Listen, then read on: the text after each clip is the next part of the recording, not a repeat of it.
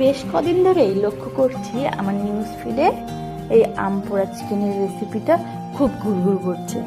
তাই ভাবলাম ঠিক আছে, যখন আমার চোখের সামনে এত আসছেই তাহলে আমিও বানিয়ে ফেলি। সেই জন্য গ্যাসের উপরে একটা স্ট্যান্ড দিয়ে আমটা পুড়িয়ে নিচ্ছি, সঙ্গে কয়েকটা কাঁচা লঙ্কা, এটা আপনাদের মন মতো নেবেন, আর কয়েকটা রসুন। আমটা যদি ভালো মতো পোড়া হয়ে যায় তাহলে দেখবে উপরের খোসাটা খুব সুন্দরভাবে ছাড়িয়ে যাচ্ছে।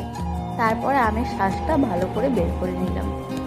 এরপর একটা মিক্সি জারে সেই আমের শাঁসটা, তারপরে লঙ্কা, রসুন, আদা আর আমের টকটা মেনটেন করার জন্য একটু চিনি, সামান্য জিরে আর একটু কাসুন্দি, আর এদিকে লবণ, হলুদ, লঙ্কার গুঁড়ো আর ধনে গুঁড়ো দিয়ে একটা মশলা বানিয়ে নেব।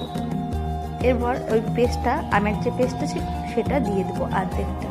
আর আমি এখানে 800 গ্রামের মতো চিকেন নিয়েছি, তো সেটাকে ভালো করে মাখিয়ে আধা ঘন্টা থেকে 1 ঘন্টার জন্য ফ্রিজে রেখে দেবো। আর এদিকে কড়াই গরম হওয়ার সাথে সাথে কিছুটা সর্ষের তেল দিয়ে আলুটা ভেজে নেব। এবার আমি কড়াইতে 2টো তেজপাতা আর সামান্য জিরে দিয়ে ফোড়ন দিলাম, আর দিলাম কেটে রাখা বেশ কিছুটা পেঁয়াজ। সেই ম্যারিনেট করে রাখা চিকেনটা দিয়ে দেবো। তারপরে ভালো করে নেড়ে চেড়ে সুন্দরভাবে কষিয়ে নেবো যতক্ষণ না এর থেকে তেলটা বেরিয়ে আসছে। আর দেখো আমি গরমে ঘেমে গেছি, তো একটু দরজার সামনে চলে আসলাম হাওয়া খেতে। এখানটা দিয়ে না দারুণ হাওয়া আসে। দেখো সুন্দরভাবে তেলটা ছেড়ে দিয়েছে।